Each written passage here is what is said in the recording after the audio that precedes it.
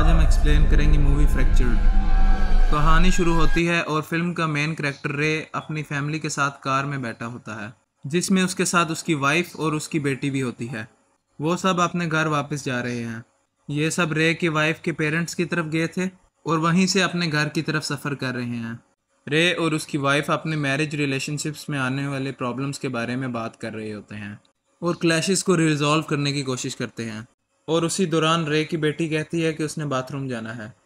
वो आने वाले करीबी गैस स्टेशन पर अपनी कार रोक लेते हैं ताकि वो इजी हो सके। वॉशरूम से जब रे की बेटी वापस आती है तो वो अपना मेकअप मिरर कहीं भूल बैठी होती है। इस मिरर के लिए रे की वाइफ वॉशरूम में ढूंढने के लिए जाती है और रे कार की बैक सीट पर ढूंढता है कि उसे वो घुमा हुआ मिरर मिल सके। उसका ध्यान कार की तरफ होता है और उसी वक्त रे की बेटी के पास एक आवारा कुत्ता आ जाता है जो सामने आकर भौंकता है और रे की बेटी डर जाती है और पीछे की तरफ चलना शुरू कर देती है। वहाँ एक डीप होल होता है, यानी कि गहरा गड्ढा। रे उस कुत्ते को देख लेता है। वो एक पत्थर उठाकर कुत्ते की तरफ मारता है ताकि वो भाग जाए, पर इसी हलचल में रे की बेटी उस गड्ढे में गिर जाती है। रे अपनी बेटी को बचाने के लिए बगैर कुछ सोचे समझे उस गड्ढे में छलांग लगा देता है, पर उसको सर पर चोट लग जाती है। इस वक्त तक उसकी वाइफ भी उधर वॉशरूम से आ चुकी होती है। रे की परेशान वाइफ ये सब कुछ देखती है और आराम से उस होल में उतरती है और अपनी बेटी के जख्म देखना शुरू कर देती है। इतनी ही देर में रे भी अपने होश में वापस आ जाता है और वो अपनी बेटी को उठाकर उस गड्ढे से बाहर आ जाते हैं। रे की बेटी के हाथ पर काफ़ी चोट लग जाती है तो रे डिसाइड करता है कि वो अपनी बेटी को किसी नज़दीक के हॉस्पिटल में लेकर जाएगा। कुछ सफ़र के बाद वो नज़दीकी हॉस्पिटल पहुंच जाते हैं। यहाँ पर वो डॉक्टर से मिलते हैं। डॉक्टर कहता है कि रे की बेटी के हाथ में फ्रैक्चर है, यानी कि हाथ की हड्डी गिरने की वजह से टूट चुकी है। हाथ को तो प्लास्टर कर दिया जाएगा, पर हमें एहतियातन तुम्हारी बेटी की हेड स्कैनिंग भी करनी होगी ताकि हम मुकम्मल यकीन कर सकें कि गिरने की वजह से सर पर तो चोट नहीं आई। हॉस्पिटल में सर को स्कैन करने वाला एरिया बेसमेंट में मौजूद होता है। रे अपनी वाइफ के साथ अपनी बेटी को चेकअप के लिए बेसमेंट में भेज देता है और खुद वो वेटिंग एरिया में सो जाता है क्योंकि वो बहुत थक चुका होता है। रे 1 घंटे बाद उठता है और हॉस्पिटल के स्टाफ से पूछता है कि काफ़ी टाइम हो गया है, क्या वो अपनी वाइफ और बेटी से मिल सकता है। स्टाफ अपने रजिस्टर चेक करते हैं और रे को बताते हैं कि जो नाम आपने बताए हैं उस नाम से हमारे पास कोई रिकॉर्ड मौजूद नहीं, यानी कि ना ही आपकी वाइफ का नाम है और ना ही आपकी बेटी का। उस हॉस्पिटल के बहुत से डॉक्टर की ड्यूटी शिफ्ट चेंज हो चुकी होती है, लेकिन नर्स और स्टाफ वही होता है जो पहले था। एक नर्स बताती है कि रे हॉस्पिटल में अकेला आया था, इसके साथ और कोई शख्स नहीं था। रे के सर पर चोट भी लगी हुई थी और इसका मैंने इलाज भी किया था। रे परेशानी की हालत में गुस्सा होने लगता है। इस चीज़ को देखते हुए हॉस्पिटल सिक्योरिटी उसे रोकती है। हॉस्पिटल स्टाफ उसे नींद की ड्रग देते हैं ताकि वो काम रहे और मज़ीद झगड़ा ना करे। इसके बाद रे को एक कमरे में बंद कर दिया जाता है। जब वो उस नशे से जागता है जो उसे ड्रग दी जाती है तो वो उस कमरे से भागकर बाहर आ जाता है।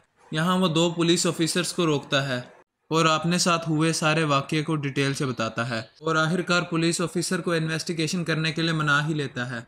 जब पुलिस उसके साथ हॉस्पिटल में आती है तो मज़ीद इन्वेस्टिगेट करती है, जिस पर मालूम करती है कि वाकई रे अकेला आया था और उसके साथ उसका कोई फैमिली मेम्बर नहीं था। रे बताता है कि हम गैस स्टेशन पर थे और वहाँ पर मेरी बेटी गलती से स्लिप हो गई और बाकी भी डिटेल्स बताता है।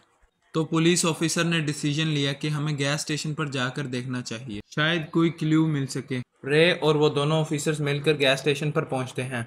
जब वो उस होल के पास पहुंचते हैं जहां रे ने बोला था कि उसकी बेटी गिरकर जख्मी हुई, तो वो रे को गिरफ्तार करने की कोशिश करते हैं क्योंकि उस होल में बहुत ज़्यादा खून के निशान थे, जो पुलिस को लग रहा था कि सिर्फ गिरने से इतना खून नहीं बह सकता और इतने निशान नहीं पड़ सकते। पुलिस ऑफिसर रे को गिरफ्तार करने ही वाले होते हैं कि वो उनकी गन छीन लेता है और उनको वहीं गैस स्टेशन पर लॉक कर देता है। अब गन रे के पास है। रे गन समेत अपनी बेटी और वाइफ की तलाश में हॉस्पिटल की तरफ निकल जाता है। रे को शक हो रहा होता है कि उसकी फैमिली को कहीं डॉक्टर ने छुपा दिया हो ताकि वो उनके बॉडी ऑर्गन्स इलीगल निकाल के स्मगल कर सकें या किसी दूसरे पेशेंट को बॉडी ऑर्गन डोनेट कर दें बगैर इनके मर्जी के। कुछ ही देर में रे हॉस्पिटल में पहुंच जाता है। यहाँ पर सिक्योरिटी से लड़ता है और बेसमेंट की तरफ चला जाता है। यहाँ उसे अपनी बेटी नज़र आती है जिसके बॉडी ऑर्गन्स अभी निकालने ही वाले होते हैं और साथ उसकी वाइफ भी होती है जो दवाई की वजह से नींद की हालत में होती है। वो अपनी वाइफ और बेटी को लेकर ऑपरेशन थिएटर से बाहर आ जाता है। जाते हुए सब डॉक्टर्स को गोलियां मार देता है और यहाँ सब कार में बैठकर चले जाते हैं। कहानी का मेन ट्विस्ट अब हमें पता चलता है। ये रिवील होता है कि उसकी फैमिली उस पास वाले गैस स्टेशन पर गिर के मर चुकी थी। इसकी बेटी खुद ही डॉग से डर कर गिर गई थी और जबकि अपनी वाइफ को रे ने खुद धक्का दिया होता है और वो एक नुकीली चीज़ पर जाकर गिरती है जिससे उसकी भी मौत हो जाती है। यानी कि दोनों डेथ उसी टाइम गैस स्टेशन पर हो चुकी थी और इन दोनों की डेड बॉडी शुरू से ही कार की डिग्गी में मौजूद थी जो कि इसने खुद रखी थी। ये सब कुछ जो हॉस्पिटल में होता रहा, जैसे कि उसका कहना था कि वो हॉस्पिटल अकेले नहीं आया, हॉस्पिटल स्टाफ पर बॉडी ऑर्गन्स का इल्ज़ाम लगाना या पुलिस से मदद मांगना, ये उसका सब साइकी प्रॉब्लम था, यानी मेंटल डिसऑर्डर माइंड। इसका कॉन्शियस और सब कॉन्शियस माइंड दोनों एक साथ नहीं दे रहे थे। हालांकि ये कत्ल इसने खुद ही किए होते हैं, लेकिन इसका दिमाग शुरू से ये कहानी बना रहा होता है ताकि जो मर्डर्स इसने किए हैं वो इससे इनकार कर सके। ये कहानी वो खुद ही सोच रहा होता है, जबकि कत्ल करने वाला भी वो खुद ही था। वो लोग जो वो हॉस्पिटल से भगा कर लाया था अपनी फैमिली मेम्बर समझकर, वो एक सीरियस पेशेंट होती है और वो भी अपनी जान खो बैठती है। और इसी के साथ ये मूवी एंड हो जाती है।